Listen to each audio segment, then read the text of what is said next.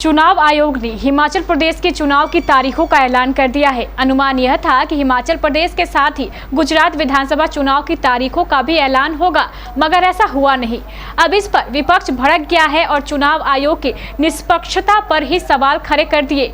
वहीं चुनाव आयोग ने भी अपने बचाव में सफाई पेश की है। आखिर क्या कहा चुनाव आयोग ने, देखिए इस रिपोर्ट में।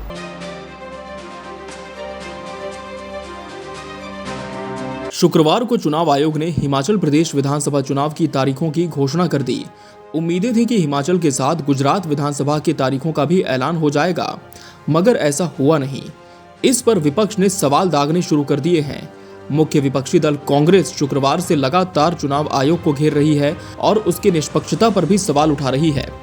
कांग्रेस महासचिव जयराम रमेश ने तो ये तक कह दिया कि चुनाव आयोग ने हिमाचल की तारीखों का ऐलान कर दिया है, क्योंकि पीएम का वहां दौरा पूरा हो चुका था और तमाम दावे और वादे भी।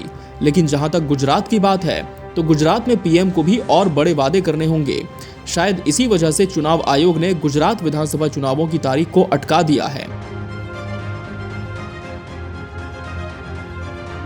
कांग्रेस ने यह भी कहा कि यह सरासर प्रोटोकॉल का उल्लंघन है, क्योंकि दो राज्यों में विधानसभा का कार्यकाल यदि 6 महीने में खत्म होता है तो एक साथ ही चुनाव कराए जाते हैं और नतीजे भी सामने घोषित होते हैं। मगर इस बार ऐसा नहीं किया गया। ऐसे में चुनाव आयोग की निष्पक्षता भी सवालों के घेरे में है। विपक्ष ने अपने आरोपों पर यह भी तर्क दिया है कि 2017 के विधानसभा चुनावों की स्थिति वर्तमान के विधानसभा चुनावों की स्थिति से अलग है। उस समय हिमाचल में चुनाव की तारीखों का ऐलान 13 अक्टूबर 2017 को हुआ था और फिर इसके 12 दिन बाद यानी 25 अक्टूबर को गुजरात विधानसभा चुनाव की तारीखों का ऐलान हुआ था। तब क्षेत्र में बाढ़ की स्थिति थी और इसी वजह से निर्णय हुआ था। विपक्ष ने याद दिलाया कि चुनाव आयोग ने उस समय तो प्राकृतिक आपदा होने के चलते ये निर्णय लिया था, लेकिन इस बार ऐसा नहीं है। फिर क्यों चुनाव की तारीखों में अंतर हो रहा है, या यूं कहें कि गुजरात के चुनाव का ऐलान नहीं हो रहा। खुद को विपक्ष के आरोपों में फंसता देख चुनाव आयोग ने भी चुप्पी तोड़ी। मुख्य चुनाव आयुक्त राजीव कुमार ने इस पर सफाई पेश करते हुए कहा कि गुजरात में चुनाव की तारीखों का ऐलान नहीं किए जाने के पीछे भी एक वजह है। हमने किसी भी तरह से नियमों का उल्लंघन नहीं किया। उन्होंने कहा कि दोनों ही राज्यों के विधानसभा का कार्यकाल खत्म होने में 40 दिनों का अंतर है। नियम ये कहता है कि कम से कम 30 दिन का एक कार्यकाल हो, इसके बाद ही परिणाम का असर दूसरे पर नहीं होगा। राजीव कुमार ने यह भी कहा कि जब भी चुनाव आयोग किसी राज्य विशेष की तारीख का ऐलान करता है कि चुनाव हो, तो इसके पहले कई प्रोटोकॉल्स का पालन करना होता है। सबसे पहले वहां का प्राकृतिक स्वरूप देखा जाता है कि विशेष मौसम में चुनाव कराए जाने हैं या नहीं, ये सबसे अहम होता है। हिमाचल प्रदेश का हवाला देते हुए उन्होंने कहा कि ये एक पहाड़ी क्षेत्र है, बर्फबारी होने वाली है।